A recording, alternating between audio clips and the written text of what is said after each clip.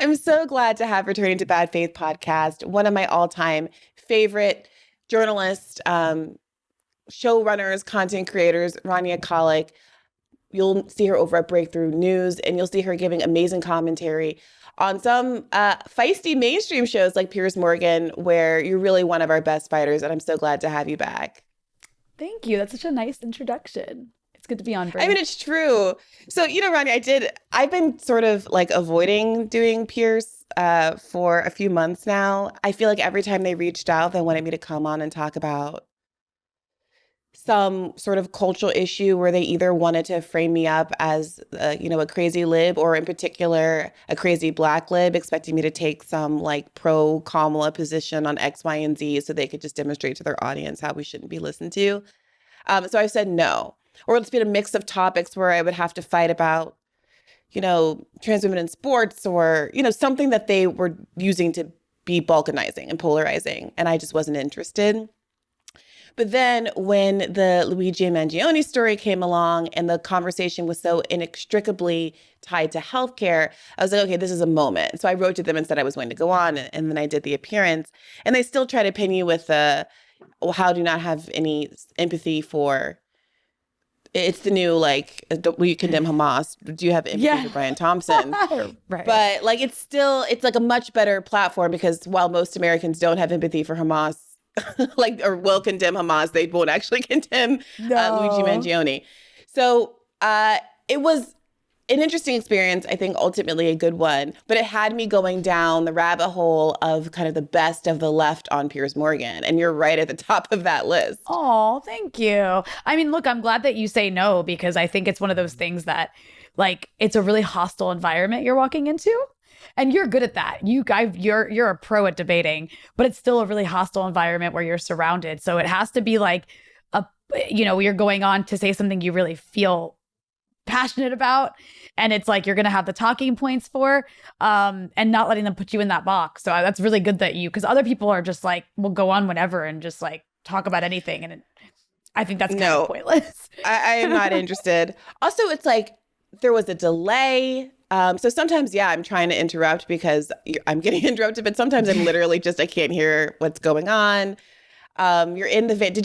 Have you done it? Yeah, the van. In the little van for you? Yeah. Yeah. That, I think I prefer to be in my house actually next time, so I can control some of the ambiance and the framing, and maybe the sound situation would be a little bit better.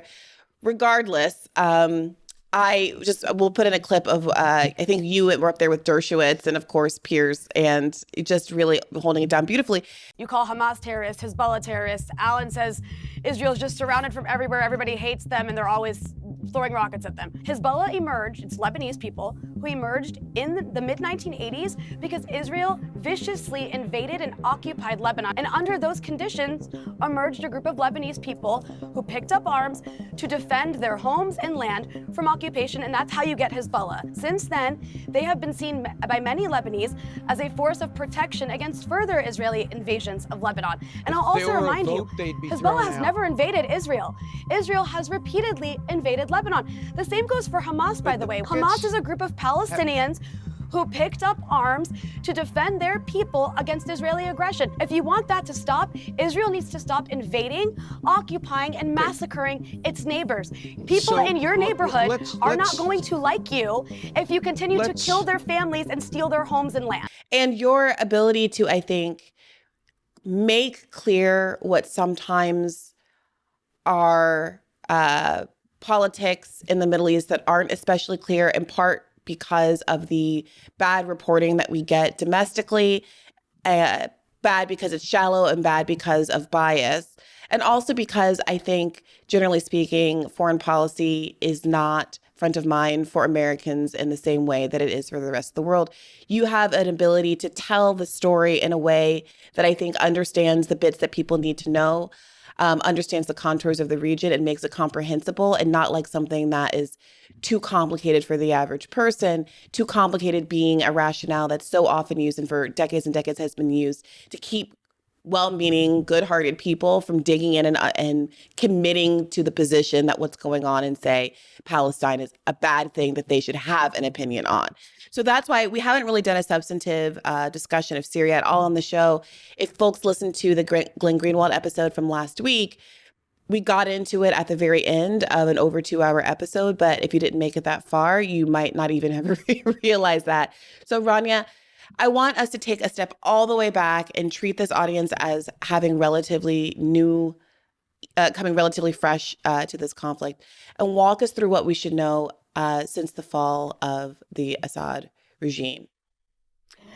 Yeah, I really appreciate everything you said. And I appreciate you covering this, because I know it's also a difficult topic to touch, because you're just going to piss somebody off, right? Because people feel very emotional about this topic on the one hand. And on the other hand, I think there's a lot of algorithmic push for controversy and push for attacking. And so like, just let's start from, no matter what you say, you're going to get hate and you're going to get smeared. And Syria is something I do know a decent amount about. I've reported from Syria. I have family in Syria. And it's hard to talk about what happened in the last couple of weeks without going back and just kind of giving a little summary of how we got to any of this in the first place. Please. So obviously Syria has this government that was run by the Assad family for over 50 years. And there is no question this was a dictatorship, very, repressive police state, like any police state, very, very repressive, kind of known for having a really horrific prison system. One, I might add, that the U.S. used at one point during the rendition program. The U.S. would send people to go be tortured in Syria, by the way. You can go read about that at the New Yorker. For everything everybody's saying about the Syrian prison system, and they're right to say it.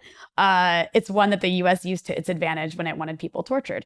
All that's to say, in the year 2011, there was these Arab uprisings, right? The Arab Spring, as it was called. And that happened in a lot of countries. It happened in Egypt. It happened in Tunisia. Happened in Libya. We see there where that went. It happened in Syria as well. There was an uprising in Syria. And this is something that was genuine. People wanted reforms. Like people like you and me were protesting in a place like Syria for more free speech rights, for a better economy, for the kinds of things that, anybody would want in life. But because Syria is also one of these governments that is on the naughty list by the U.S. Never misses an opportunity to try to get its hands inside, ruining a country it doesn't like. There's a few reasons Syria is disliked by the U.S.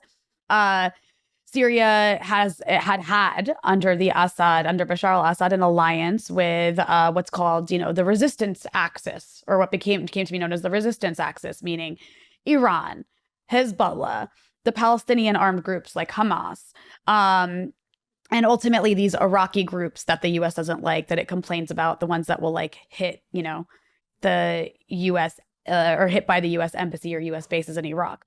And also, you might remember back in the George W. Bush days when they talked about this axis of evil, sometimes they would mention Syria as a part of this axis of evil. And this is because Syria stood in the way, because of its alliances sometimes, of U.S. hegemony over the region. So this government had to go. And so as a result, when this Arab Spring uprising happened in 2011, there was another side to it too.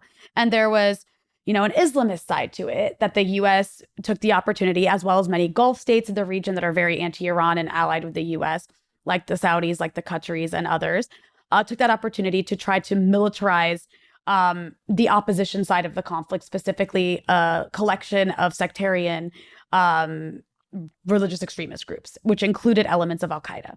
So you also had the Syrian government reacting very brutally to this uprising. But because both sides became militarized, it turned into a really horrific proxy war where a lot of different parties were involved. The U.S. spent, this is why Americans should care about this, by the way. The U.S. spent billions and billions of dollars on this horrific proxy war in Syria, arming literally a collection of sectarian, hateful religious extremist groups that included al-Qaeda and ISIS. That should be such a huge controversy. Sadly, it never was, because the media in the US covered that up. All you got from what was happening in Syria is that there's the big bad Assad government just brutally repressing its people and killing everyone. Not that there was different sides fighting, and that the US and its allies were arming one of them, and one of the sides they were arming included the people we blame for doing 9/11. Like, it's absolutely shocking. And this conflict became very dangerous because Syria has people who don't want to live under al-Qaeda and don't want to live under ISIS. So you have to consider the Syrian government is very brutal. It wasn't great. But people came to the conclusion after this became militarized and after al-Qaeda and ISIS grew in Syria and took over areas that they would actually rather live in with the government in charge than with these horrific groups. It would be like the KKK taking over your area. So you had a lot of Syrians allying with the government, fighting for the government. And it became, if you will, a lesser evil kind of situation. And this went on for years. The government at one point actually almost fell. So you had other people get involved because it became a security threat to the entire region, to Lebanon. You had al-Qaeda in Syria sending car bombs into Lebanon, taking over areas in Lebanon, doing a lot of damage in Lebanon.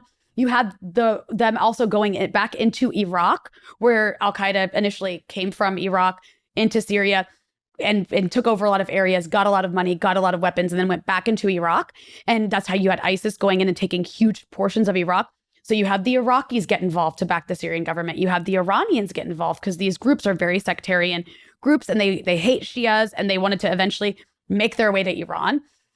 You had Hezbollah in Lebanon getting involved to protect Lebanon's territorial integrity.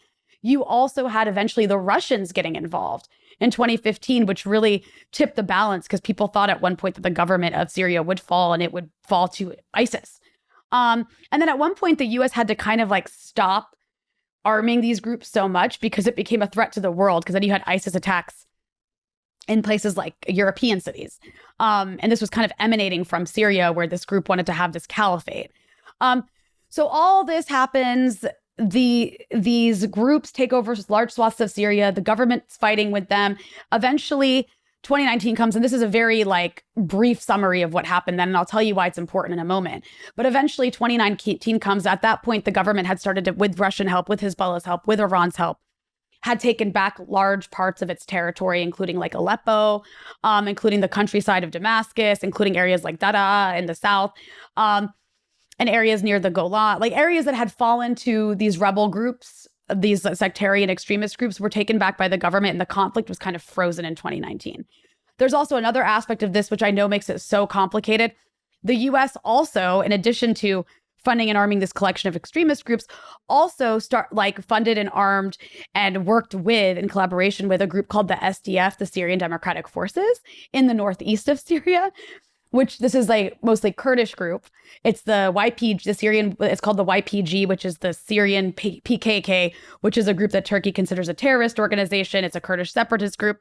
And the U.S. was working with them in northeast of Syria and basically took over areas against ISIS with the SDF, which are mostly Syrian Kurds.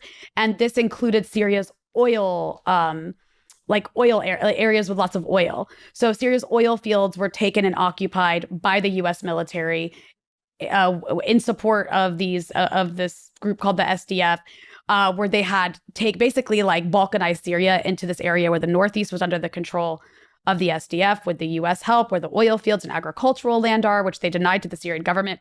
Syrian government took over most of the major cities. And then this area called Idlib in the north near Turkey was under the control of the extremist groups that had lost everything else. So 2019, this conflict is frozen like that, with these three areas the way they are, right? And then this is when the U.S. enacts these like sanctions, these really, really brutal Caesar sanctions that basically destroyed the Syrian economy. And it was meant to topple the government eventually, which is kind of what we saw happen recently. And in that time, there's a group in Idlib called HTS, Hayat Tahrir al-Sham, under the leadership of a man called Mohammed al-Jolani. Who's Mohammed al-Jolani?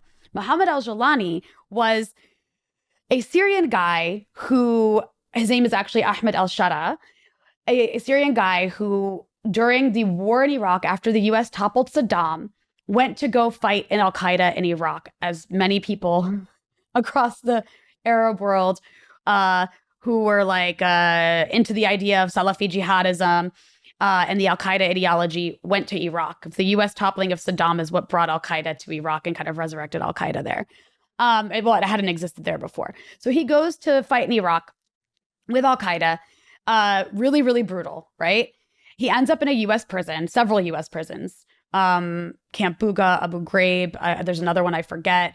And eventually ends up getting out in like 2011 time and goes back to Syria after the uprising starts under the orders of Baghdadi, who was in charge of the Islamic State in Iraq, ISIS, right? He's working with him, goes to Syria to start a branch there, Mohammed al-Jolani. Then he branches off of ISIS and starts what's called al-Nusra, Jabhat al-Nusra, which is al-Qaeda in Syria.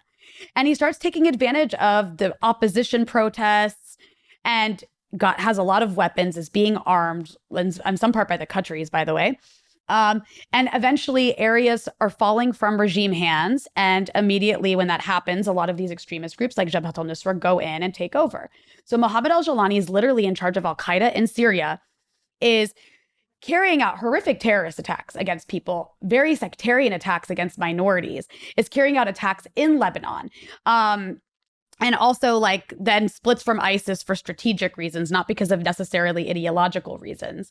Him and Baghdadi split. ISIS and al-Qaeda are fighting each other. All these things happen during the Syrian Civil War. And eventually Jolani and his friends get pushed into Idlib, where since 2019, he's kind of been regrouping and taking over and consolidating power under this new rebranded group called HTS, Hayat Tahrir al-Sham, which is just another iteration of al-Qaeda. And he's become much more pragmatic since then. And in that time, the Syrian government has sanctions against it. People are miserable. It's like they have no electricity.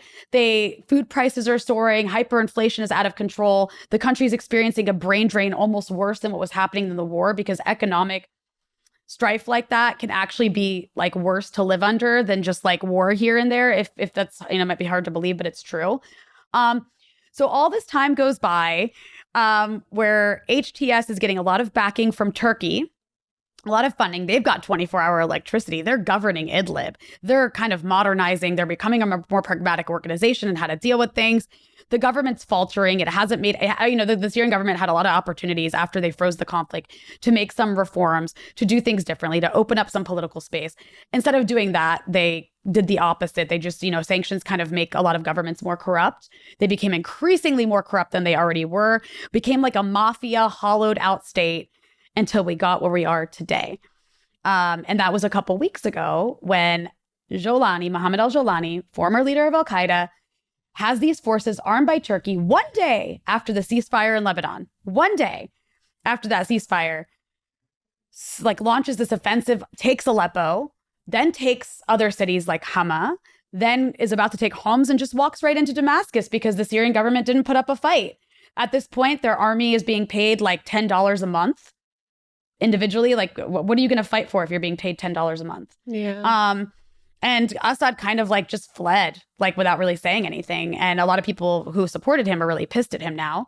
And the reason that happened the day after the ceasefire in Lebanon, and sorry if this is getting long-winded and complicated, but I think that background is super important. The reason is because Israel did so much damage to Hezbollah. They took out, in this 2-month war that we saw in Lebanon that was completely devastating. And now that's where I'm talking to you from. Now I'm back in Lebanon.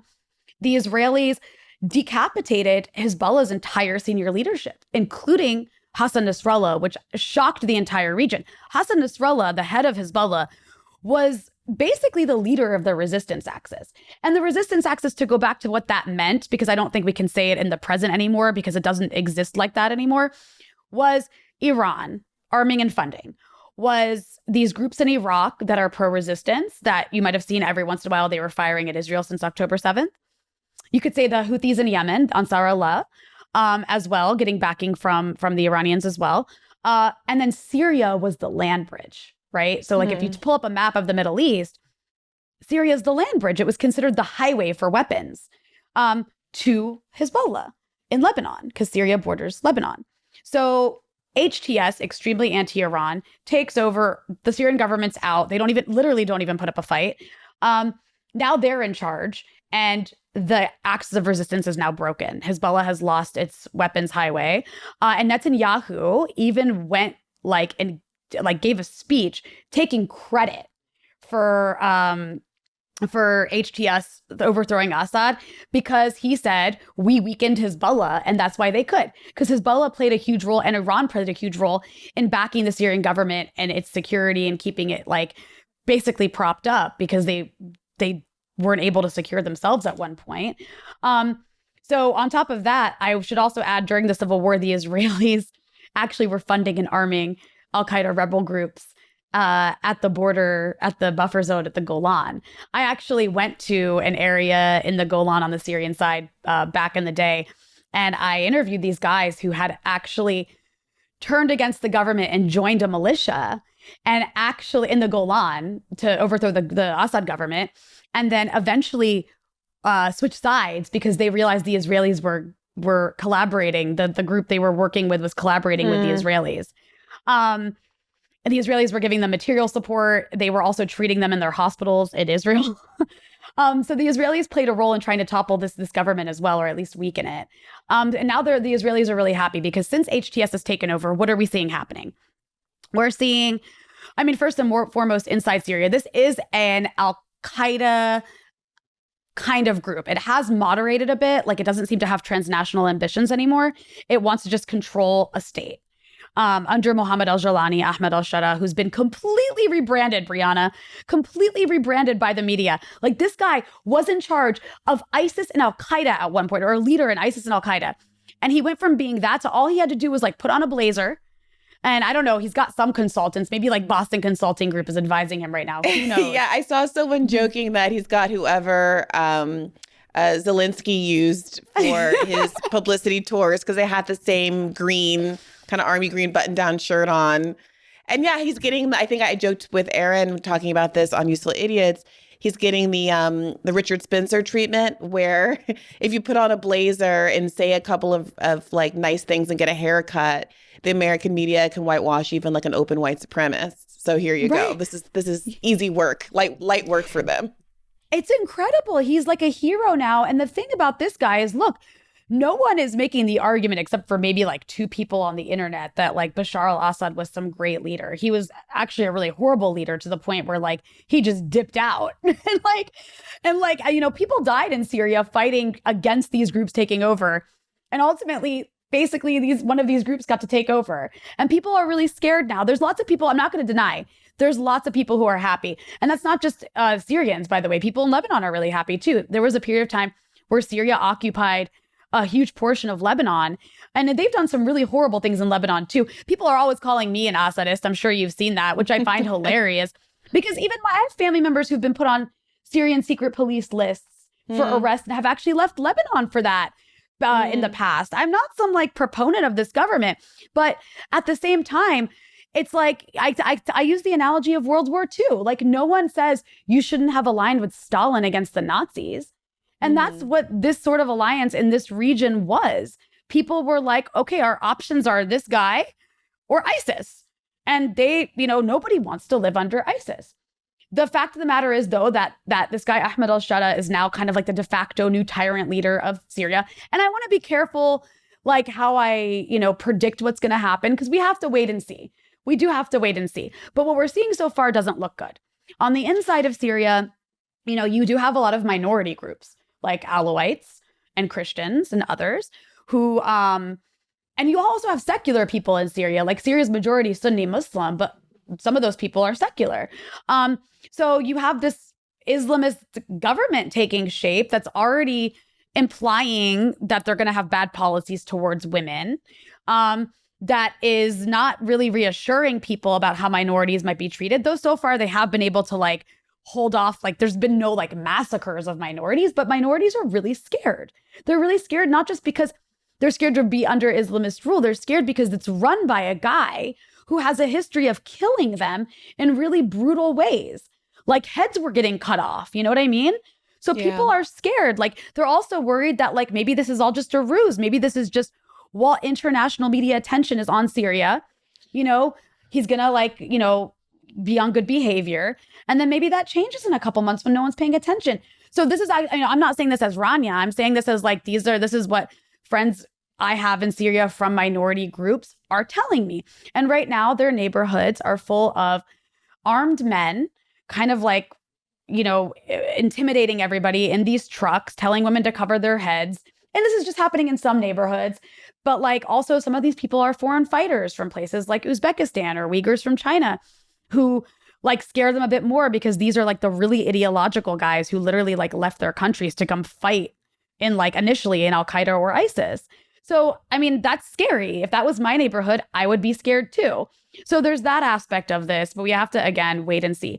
The other aspect of this takeover is that Israel has used this as an opportunity to bomb like every single Syrian military installation, like all of Syria's weapons, all of Syria's like naval, basically like the entire naval base that Syria has was destroyed by the Israelis. Whatever it had of its air force, I think, is gone at this point. They're still bombing and bombing and bombing.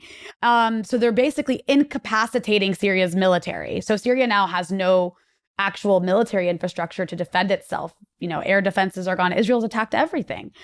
On top of that, what is the justification given for it's like 500 air attacks after Assad has fallen? What is the stated rationale behind continuing the bombing campaign after a sensible objective has been achieved?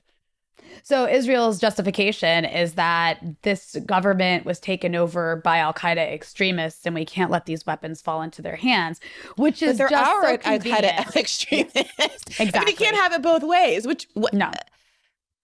Yeah. No. It's BS. It's bullshit. Okay. Like, it's like Israel helped fund and arm these people. I think at the end of the day, probably what Israel would have preferred was an increasingly weakened Assad and a balkanized Syria, which was what was happening, by the way.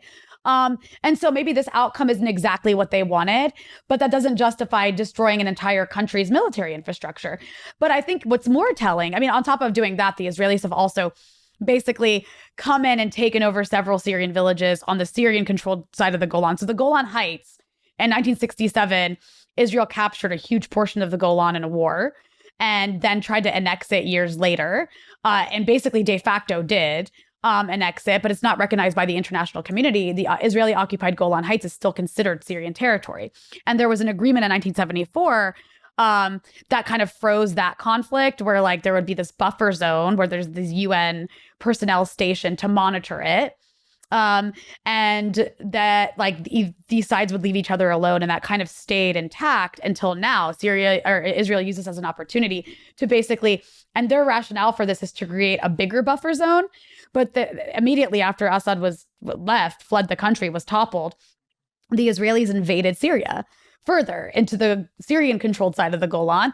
And they're saying it's temporary, but with Israel, it's never temporary. Yeah. They also have a settlement movement that is like salivating at the idea of settling more land. And one area they took that actually is really bad for the region, all of this is bad for the region, but one area they took is this area called Jebel al-Sheikh, or Mount Hermon, as the Israelis call it, which is a really, really, really high point. Like a war was fought over that, and then Syria got to keep it.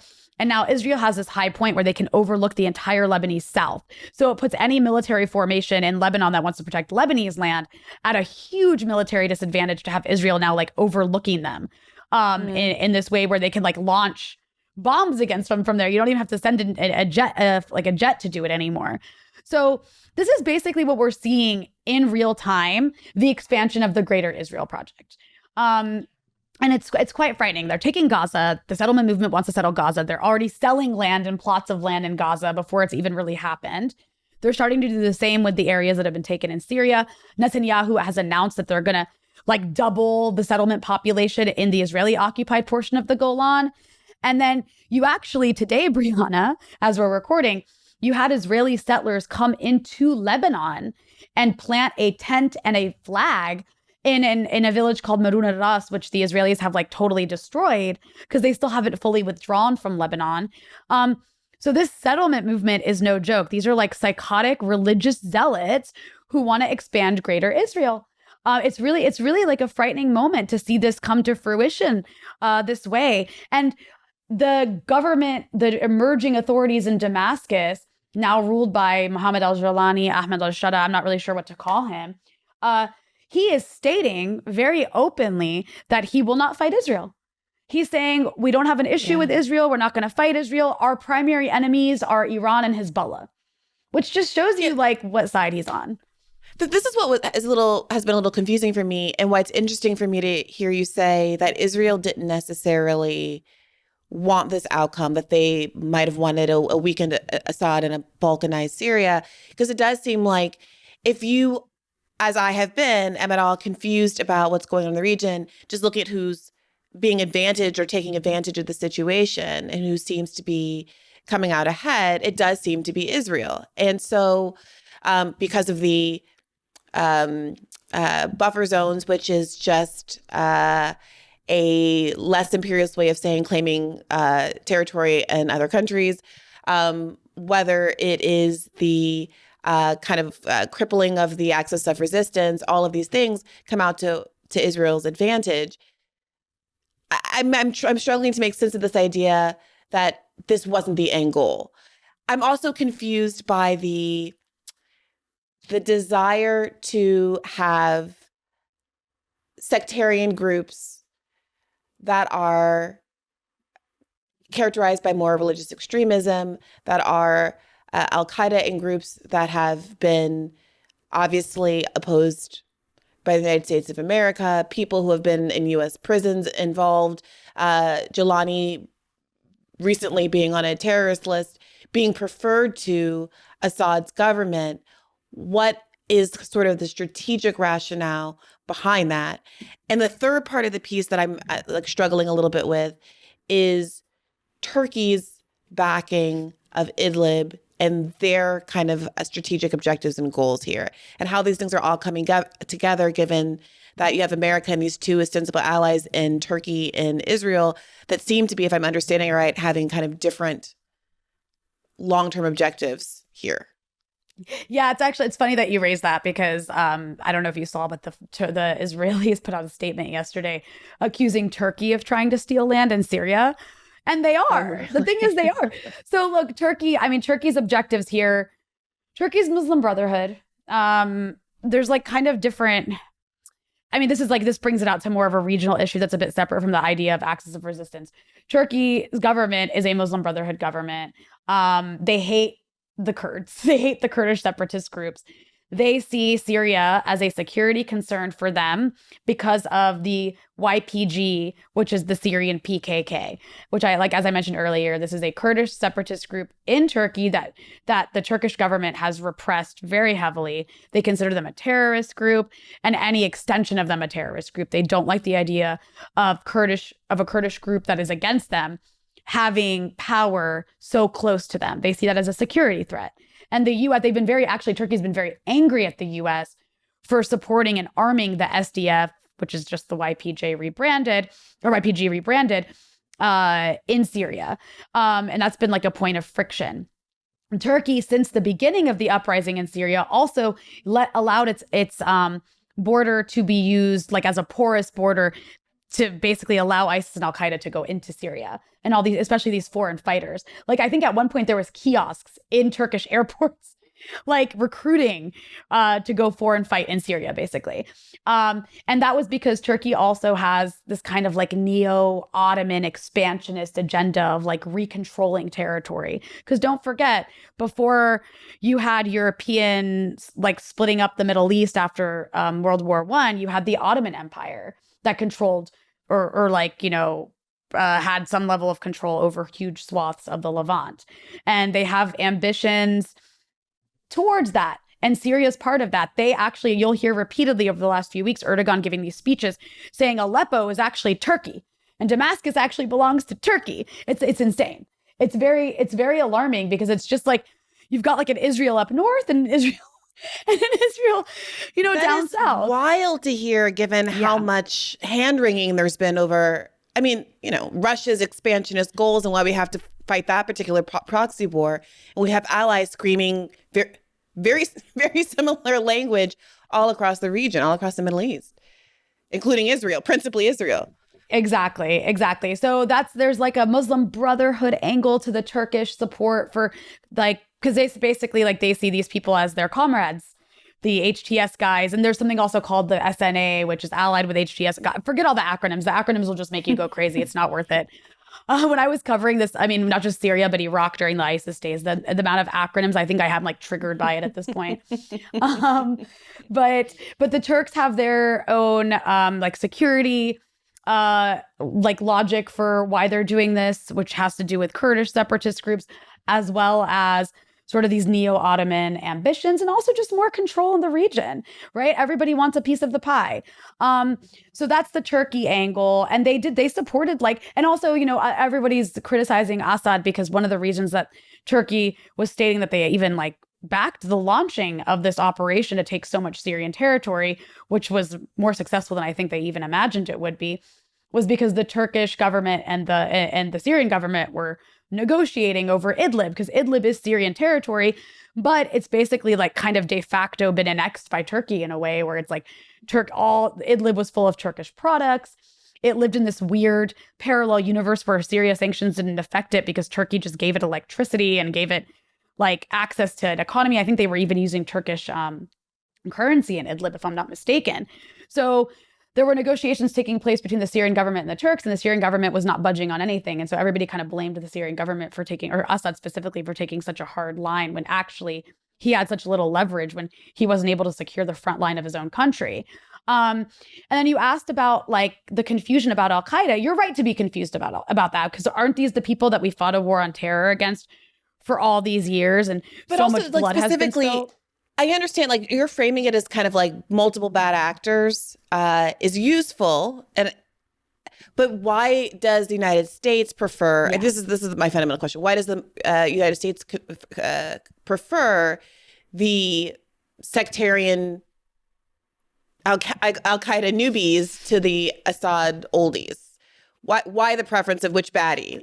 That's a fantastic question. So I want to go back real quick to the 1980s, very briefly, because the US backed a similar proxy war in Afghanistan in the 1980s, because there was a Soviet-backed communist government in Afghanistan that the US wanted to unseat because of the Cold War. And actually, in 1979 is when that started. The US started funding and arming what they called the Mujahideen in Afghanistan, which were these like Muslim extremists who wanted to institute like very harsh, strict Islamic law. And one of the first things that they did when they got the backing of the US was they went and killed teachers in the countryside of Afghanistan because they said these are the kinds of people the US backed. One of the guys that the CIA program gave the most to actually threw acid in women's faces. He was famous for that. Gulbuddin Hekmatyar. And I raised this because this group, the Mujahideen in Afghanistan, specifically the Arabs that went to go be foreign fighters there, are who formed al-Qaeda under Osama bin Laden. Osama bin Laden was a CIA asset before he became an American enemy. So this is the US using basically a fascist group, which is a very American tactic, to use fascists to destabilize and fight proxy wars against governments they don't like anywhere in the world. That's how you can look at that. And that, I would say, applies to Syria as well. The US, did they want ISIS to take over? I mean, I don't know if they really wanted ISIS to take over. They just had a one-track mind, overthrow Assad. And how do you overthrow Assad? You fund and arm a bunch of fascist groups. And you actually, remember those Hillary Clinton emails back in the day? One thing that came out of those emails that WikiLeaks got its hands on was an email from Jake Sullivan talking about how al-Qaeda in Syria are on our side, because our side just meant overthrowing Assad. It's as simple as that. The U.S. will use... And the reason though, is it because of the relationship with Russia? Is it because of the support for the Palestinian resistance? I mean, what? All of it. Is it all of those things? Yeah. Everything. Okay. It's just being a government that doesn't follow U.S. dictates. I don't want to sit here and put the Syrian government in the camp of being some anti-imperialist bastion. It wasn't. It was always switching sides. The Assad family was very famous for switching sides because everything was in their self-interest, right? So that also means not always going by what the U.S. says. And one big thing like that the US takes very seriously if you do it is, giving space for, yes, Palestinian resistance groups or any resistance to Israel. That's a main part of it. But it's also like the US wants complete and total hegemony. Like 100%. And in the region also, like a part of that hegemony became pushing this kind of like Sunni supremacist Islamism, especially starting in like the year 2007. Seymour Hersh wrote a really good article. I think it was for the New Yorker. It was called like The Redirection, maybe. And it was about how after 2006, when Hezbollah had essentially, beat the Israelis, pushed them out of southern Lebanon again, it was seen as a huge defeat for Israel. Hassan Nasrallah became incredibly popular in the region. And that is when the US embarked on this journey, along with their Saudi partners, to push anti-Shia sectarianism. The most anti-Shia sectarianism you can get is al-Qaeda. Al-Qaeda is Salafi jihadist. It sees any minority group, specifically with Shias at the top, as needing to be killed. That is like the ideology it professes. So they started like backing these groups through local proxies everywhere, including in Lebanon, by the way. Even before the Syrian Civil War, there was like a rise of like little al-Qaeda groups in Lebanon. So that's what it is. It's just using a fascist group that the US has a history of using against anyone it perceives as an enemy. And one of those enemies included Syria. And they did this in Libya too. I think there was al-Qaeda elements in Libya as well. But the people they backed in Libya, again, they always go back to this. They always go back to using these sectarian extremist groups to do their dirty work so they don't have to. And Rania, what, if any, do you think the direct implications are going to be for Palestine? It does feel so overwhelmingly dire already, that it is in some ways difficult to imagine that this, like, oh gosh, well, they were fighting back, the resistance was doing such a good job. Now, that there was this, that Syria has had this regime change. It's going to get even worse, because it does feel very bottom of barrel. Of course, everything can always get worse. There's no limits to, unfortunately, the bottom, it can always get seems. Worse. It can always get worse. But have we seen any changes in Gaza?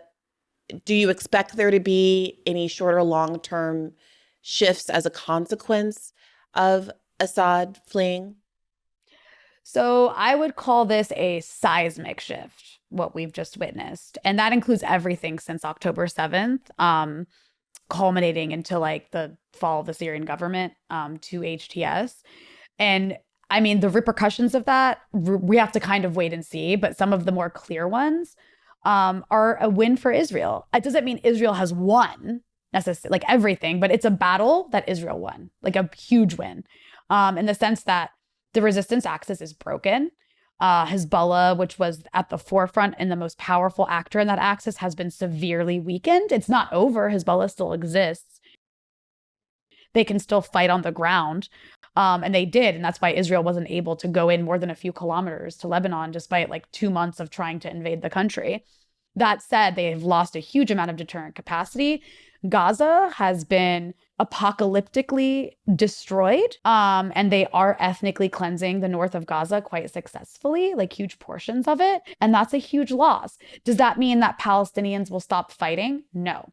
They will always fight for their survival. They will continue to do that. But, I think this is a moment where the resistance side is going to have to reflect quite deeply on what went wrong, because this was a strategic failure ultimately. And I know that's a really harsh way to put it, but I mean, the writing is on the wall and people shouldn't be delusional about that. It was a strategic failure.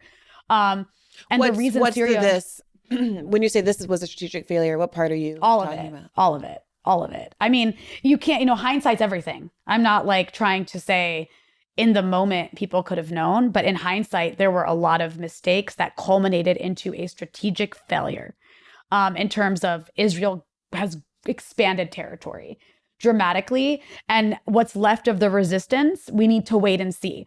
But like, I want to say that with the caveat of there have been moments that have been devastating in this region where Israel has been really successful in destroying a lot and taking more land that have felt like massive defeats because they were. I mean, one of the things that comes to mind is 1982. Israel walked right into Beirut, and did a siege.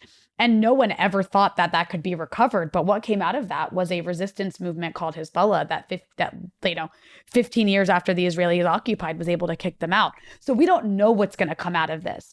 We just know that this moment is quite dark. It's a very dark moment. I don't want to sugarcoat it.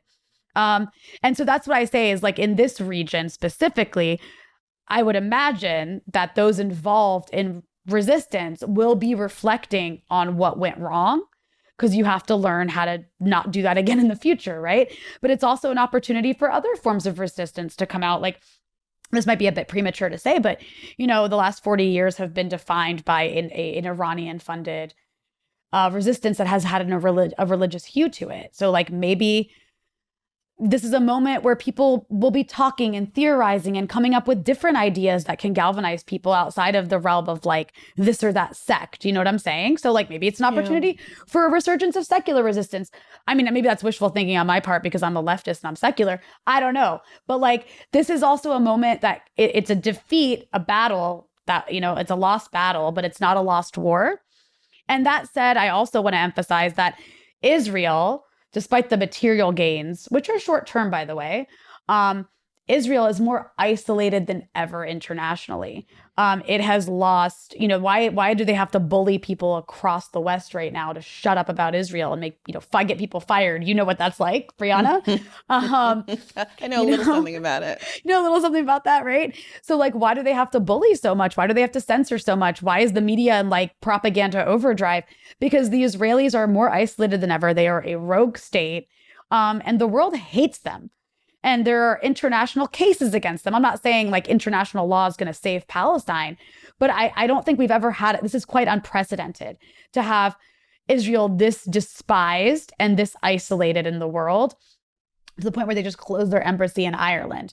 So yeah, I don't want to be pessimistic here. I'm just being realistic. This was a loss. And, I think time will tell what comes out of it, where it goes. The ceasefire in Lebanon, the Israeli withdrawal, still won't be finished until January. So we're going to have to wait and see how that withdrawal goes. Will they actually withdraw? What will things look like afterwards? How will Hezbollah regroup? Because they will regroup.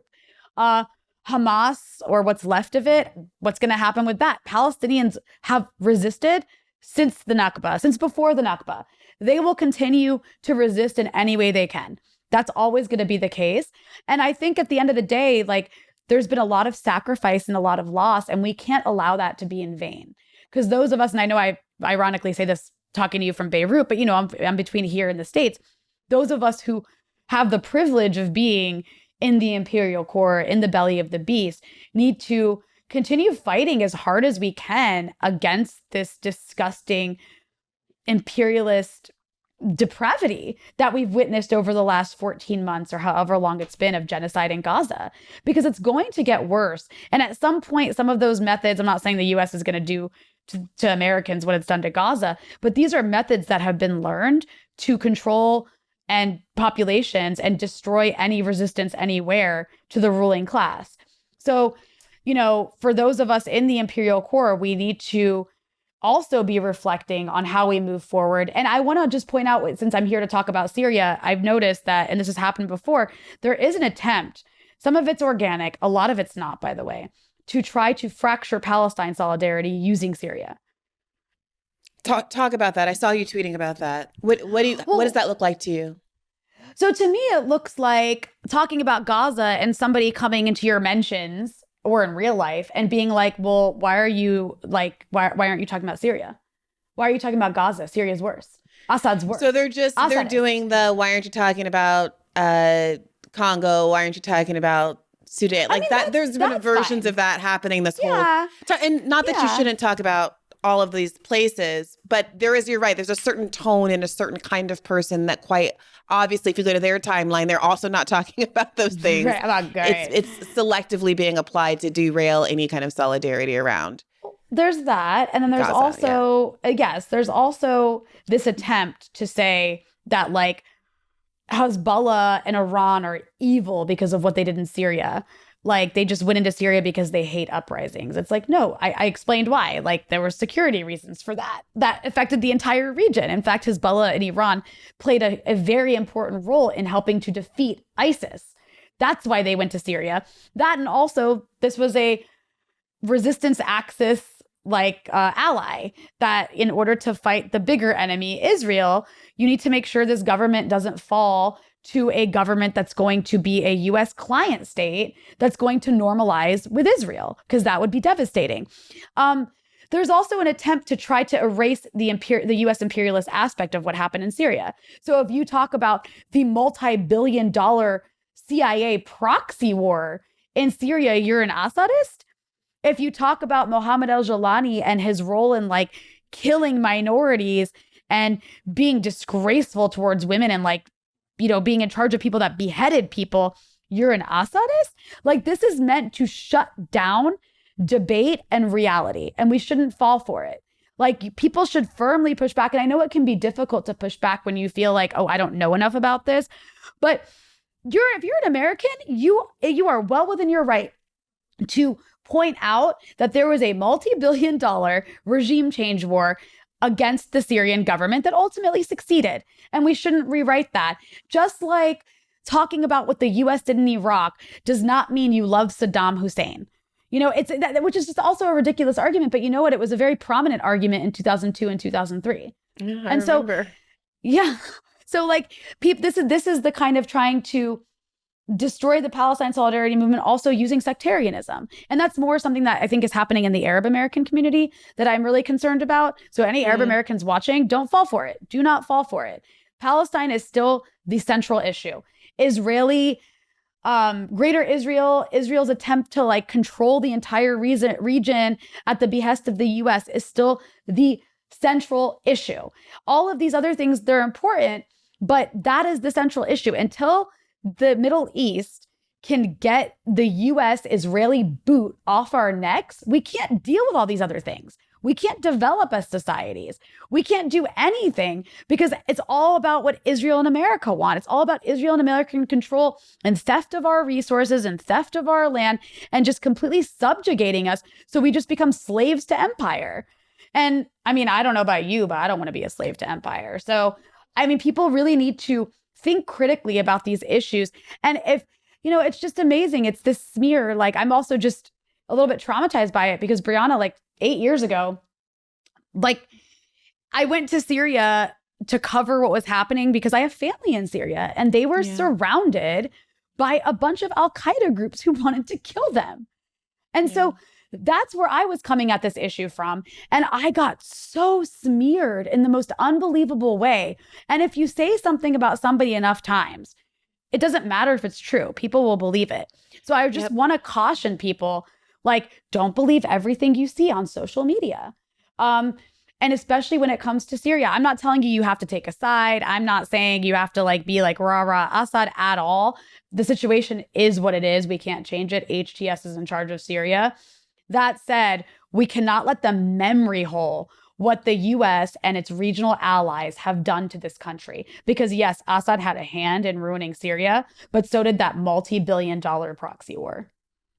Yeah, this is why I'm just incredibly grateful to have you on the show, Rania, and to have you in this space, in this left community. I think I've told you this before, but I think your show, with Kevin, your podcast, yes, with Kevin Costola was the first lefty show I started listening to, and I have no idea how I found it. I think probably through tweets, but I was listening to you, and that's how I found Katie. I was listening to you even before Katie, and then we were off to the races, opening the door to the whole rest of the left media ecosystem. But your voice really cut through for me, and I continue to appreciate it and value it, and I find you to be indispensable. So please, please, please do let the audience know where they can find you and your work on the internet and beyond. Well, I just want to say I am honored to have helped in a radicalizing force. And that's my dream in life, is to be the radicalizing force.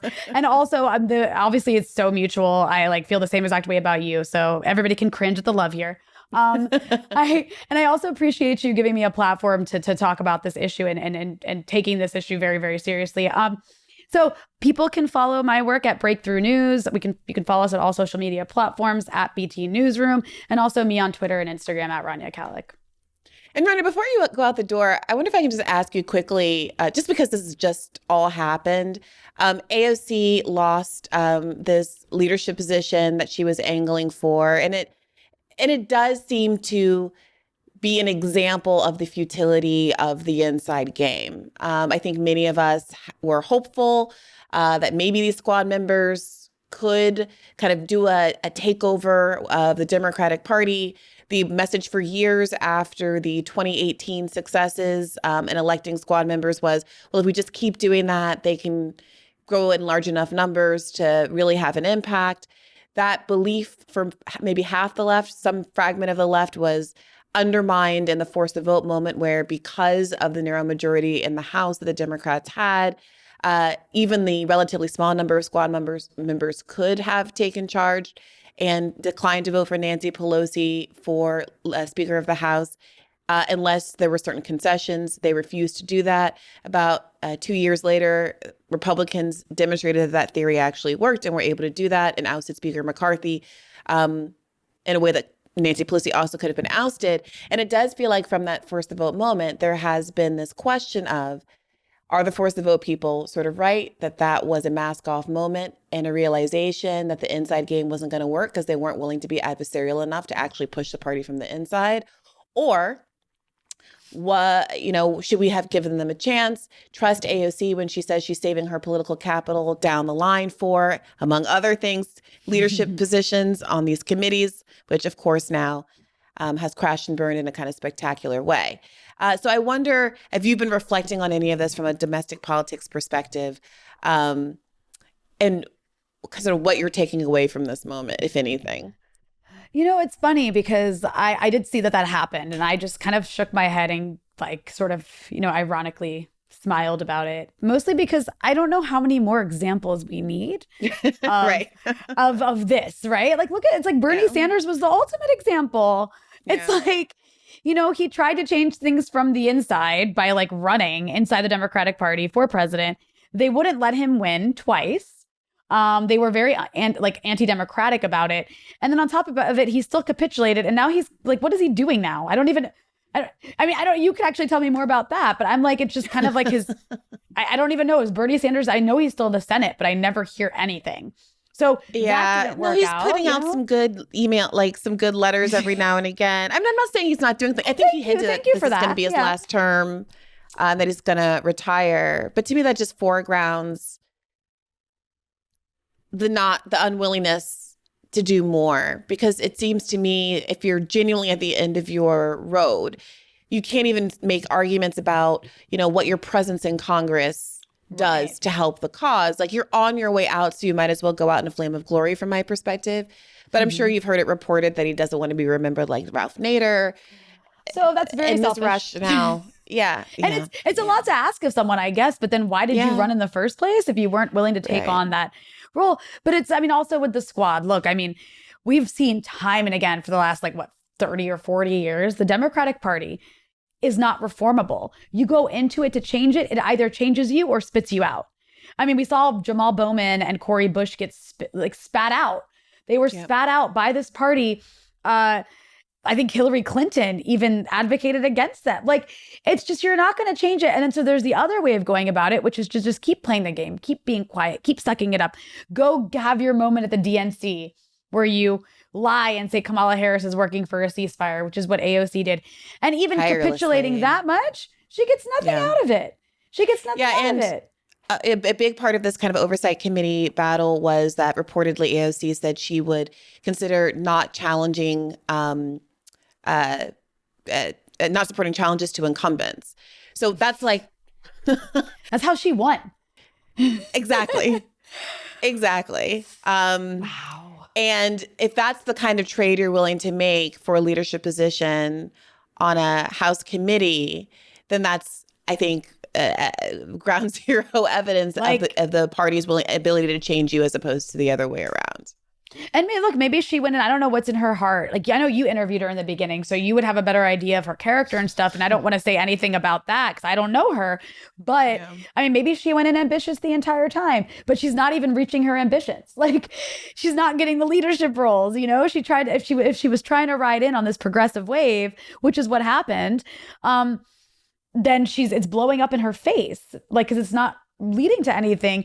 It's just, I don't know how much more we need at this point. I mean, I'm not for people. If you want to go try to change the Democratic Party, bless you, more power to you. I'm not going to, tell you not to, I guess, but I just feel like the work should be put in other places. The energy should be put in other places, building movements outside of this party, because I just don't know how many more decades of proof you need that it's just not possible. Yeah. We'll get into this subject in an upcoming episode in more detail. I just wanted to get your take on it. I feel a little guilty because I did a sort of a cheeky tweet that's like, are like the anti-first vote left kind of like, I mean, like, yeah, sure. Is there like a more like solidaristic way I could have put that? Yes. And, but what I really am hoping for, like, I don't want like, groveling and oh, Brianna, you were so right. I'm so sorry for being such a see you next Tuesday to you for the last 3 years of your life. However, what I would like is just, I'm willing to forgive and forget, but can we all just like be on the same page now going forward? Like, can we just have one small moment of recognition that, like, even if you thought that Jimmy Dore was too quick on the draw in calling her a sellout, or that I was later than Jimmy, but like also too quick on the draw, and that we needed us to get to this place and have this many examples of kind of the failure of the strategy to get here. I'm glad you're here. I have no interest in turning the screw and doing like an I told you so victory lap. Like, I just want us to all have a reconstituted left and to be able to kind of march forward the way we were all sort of together in the post-Bernie era. That's how I feel. Girl, that's how I feel about Syria. I'm just like, look, HTS has taken over. They might normalize with Israel. Israel's becoming greater Israel before our eyes. Can we just all forget what happened? I don't even care anymore. Can we just get on the same page so we can like stop Israel? That's it. That's all I'm asking for. I don't even care where you stand on anything else in this region right now, as long as you see that as the primary problem. So I'm totally with you. So I like that parallel. We brought it. We landed the plane. You brought it home. You tied these topics together. I appreciate you. A consummate professional we've got in you, Rania. Thank you again for joining us.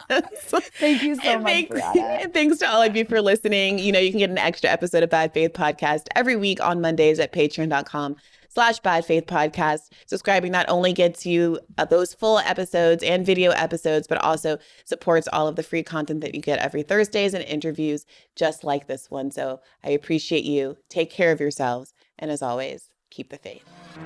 Hey YouTube, thanks for watching. Just a reminder that this is a podcast. You can catch an extra premium episode every Monday for $5 a month at patreon.com/badfaithpodcast. That's patreon.com/badfaithpodcast for $5 a month, an extra episode every week. Additionally, please do consider liking this video, subscribing to this channel. It helps us out.